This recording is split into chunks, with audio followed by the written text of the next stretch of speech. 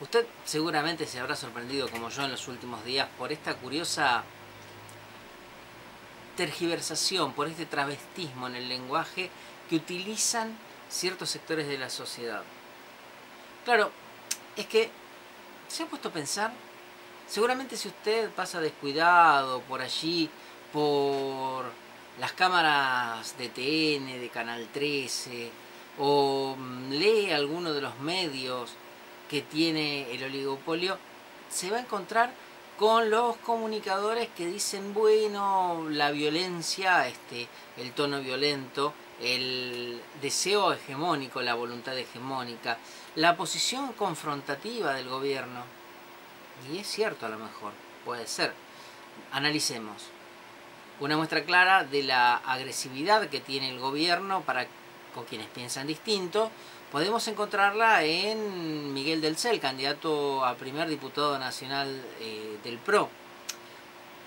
Del Cel fue víctima del gobierno al decir, bueno, entre muchos otros exabruptos, que la presidenta era una vieja chota. A ver, yo sé que hay mucha gente que no lo repite esto porque le da vergüenza ajena, pero hay que decirlo, dijo que era una vieja chota. Del Cel, ¿cuántos años puede tener Del Cel? ¿55, 53, 57? ¿3, 4 menos que la presidenta?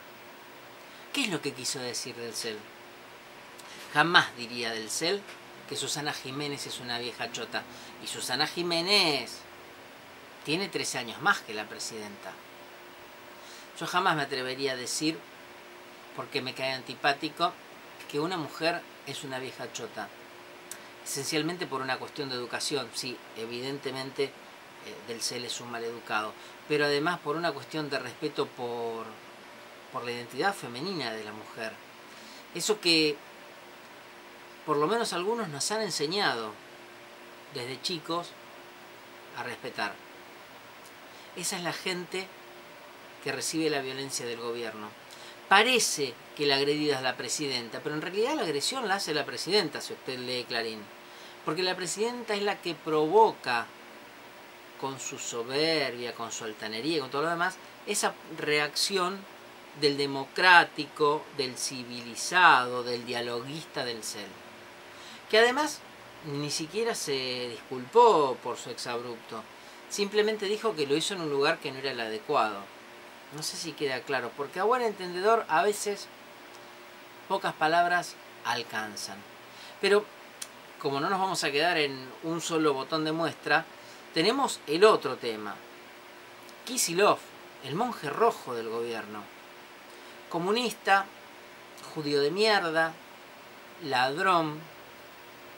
Son algunos de los epítetos que sufrió Kicillof con su hijito de 2 años en brazo cuando volvía de sus vacaciones. Su crimen, bueno, ser parte del gobierno. Quienes se lo dijeron claramente están identificados, entre otros sectores, con el PRO, como el caso de Mora Furtado, quien utilizó las redes sociales luego para tuitear este tipo de hecho, estas escenas, en las cuales dijo que además ella le hubiera querido pegar.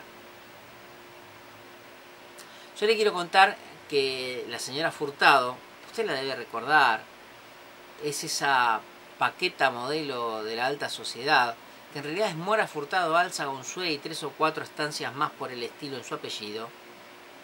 No es otra persona que aquella que públicamente dirigió cuándo no al PRO, por supuesto, y que además se quejaba porque justamente la política del gobierno había hecho que no tuviera dólares para volver del exterior a donde había ido, o para ir al exterior de donde volvía. A ver, queda claro, esto es muy difícil explicar la sinrazón de ciertas acciones. Realmente es difícil, y más difícil todavía cuando uno tiene que decir, sí, yo estoy en contra de esto, pero, a ver, ¿por dónde abordamos? Uno está en contra porque es absolutamente cobarde, así venga de una mujer hacia un hombre, que agreda a una persona con una criatura en brazos. ¿Uno está en contra por el antisemitismo de acusar a alguien de judío de mierda? ¿Uno está en contra por la cobardía de que 40 personas patoteen a una? ¿Uno está en contra por la acusación liviana de ladrón para con cualquiera, más allá de que no haya una sola causa en la justicia que ni siquiera insinúe algo por el estilo? No sé muy bien, no me puedo definir por cuál de los 4 motivos reales para estar repudiando en este momento ese accionar hace que lo repudie. En realidad creo que en definitiva uno repudia ciertas cuestiones casi por una sensación de piel que tiene que ver con una cuestión de clase. Uno repudia ese accionar violento, soberbio, que emana desprecio